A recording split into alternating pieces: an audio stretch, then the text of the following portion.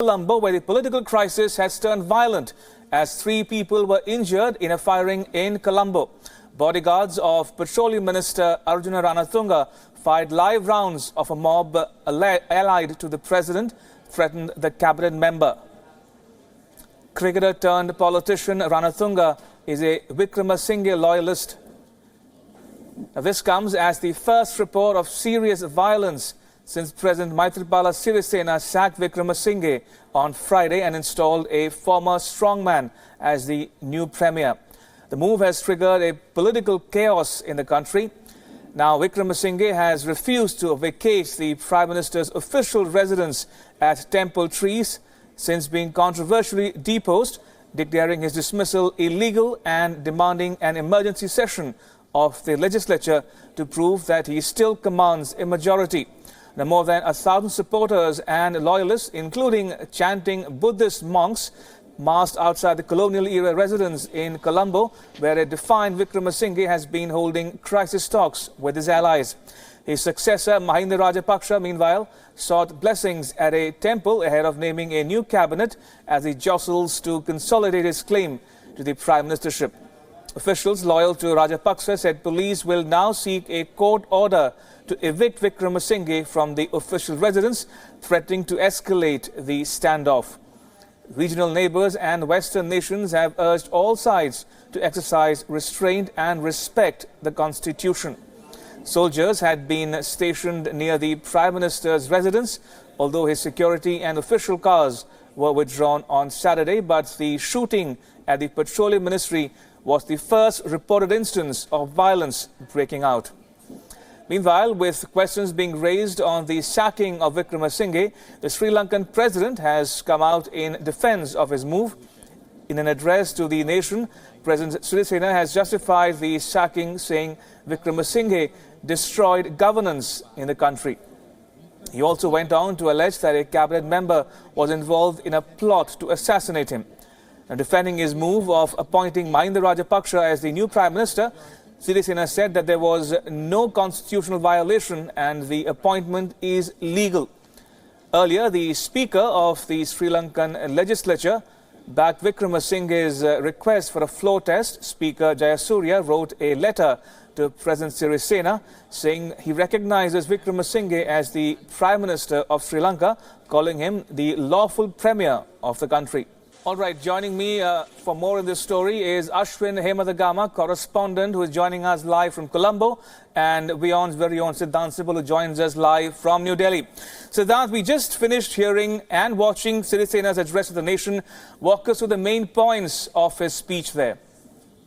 Well, he spoke a number of issues, but the big issue which stood out was, of course, why he sacked Ranil. And the big thing which came out was the assassination plot, something that was first denied by the government last week. And it was accepted today by the President Sirisena, who said that a cabinet minister was also involved in the entire assassination plot against him. But, of course, this entire address to the nation was somehow focused on the fact that his action, to make sure that his action, he justifies his action in front of the public. He justified dismissing the former prime minister, in his eyes, Ranil, and saying that he was involved in a kind of a fraud also, because he mentioned how this central bank fraud was a major fraud, and he was he hinted at Ranil's involvement. But by and large, if I look at all the developments taking place in Sri Lanka, first case of reported violence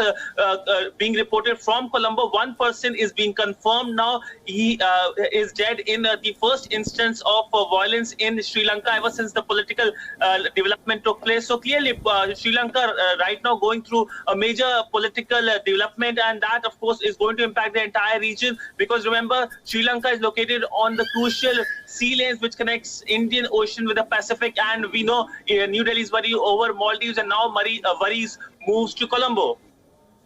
Right, Siddhant, do stay on if you will. I want to go across to Ashwin, who is joining us live. Ashwin, if you can hear me now, we are given to understand that it's taken a violent turn in Colombo this evening. One casualty in that firing incident in the Petroleum Ministry. What are you learning about the latest news coming in from Colombo this moment? Well, actually, Minister Arjuna Ranatunga is held captive inside his Ceylon Petroleum Corporation building, and most of the members of parliament has gone there along with the special task force to take him out. But I think the mob is still strong, and it will take time for them to take him out. And Ashwin, very quickly, now we know that Ranil Wickremesinghe is still staying put inside temple trees. Mahinda Rajapaksa's side has asked him to vacate the residence by 8 a.m. local time tomorrow morning. The speaker, in the meantime, says Ranil is the lawful premier of Sri Lanka. But what is going to happen next? Now, Mahinda Rajapaksa says he will appoint a new cabinet tomorrow, that's Monday. Also, the Ranil side may move court against his sacking or his axing. So, what are you learning about what might happen next going forward? Well, actually, at the moment, supporters are gathering around the temple trees, and the tense situation is going up, and people are shouting and in favor of Mr. Wickremesinghe. So we expect the situation to get worse in the days to come. So if he doesn't vacate the premises by tomorrow, most probably remaining security detail will also be removed. So these are very, very big constitutional crisis for Sri Lanka. Right. If I can go one more time across to my colleague Siddhant in New Delhi. Siddhant, what's really at stake here for India? Now, we know that India is very closely watching the situation developing, unfolding in Colombo as we speak. But what's really at stake here for India? A lot of things are at stake for New Delhi. Remember, New Delhi has been a development partner, and of course, New Delhi wasn't commenting openly until this morning on the entire Sri Lankan crisis, saying that as a democracy and a close, friendly neighbor, we hope that democratic values and constitutional processes will be respected. But remember, there has been increased Chinese influence under Rajapaksa, and that man is back. He has been known as a China man, but he has changed color, many would say, because he was in New Delhi just a month ago. In September, he met with Prime Minister for 1 hour, and he was here at the invitation of a BJP MP, Subramaniam Swamy. So he will be a person who will be closely watched by New Delhi. But of course, big concern is the India-China versus game which is going on, India versus China in South Asia. And we know a port has already been given to the Chinese for 99-year lease. So that is why a lot is at stake for New Delhi, because it's a close partner of Sri Lanka. And also strategically, if you look at Sri Lanka's position, it's located in New Delhi's neighborhood, and New Delhi would not like again the Chinese influence to increase under whosoever the Prime Minister will be declared later on. We know what is the condition. Sri Lanka right now having two Prime Minister, a Speaker backing Ranil, while the President backing Rajapaksa. Indeed, as Siddhant pointed out, China is the proverbial elephant in the room when it comes to India-Sri Lanka ties. On that note, Siddhant Sibal in New Delhi, and Ashwin Hemadagama, thank you for joining me on this bulletin. Appreciate it.